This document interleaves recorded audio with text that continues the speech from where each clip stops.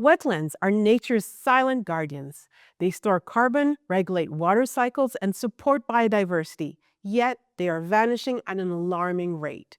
Since 1970, the world has lost over 400 million hectares of wetlands. A quarter of what remains is now degraded. The Global Wetland Outlook 2025 report, released recently, reminds us just how critical these ecosystems are.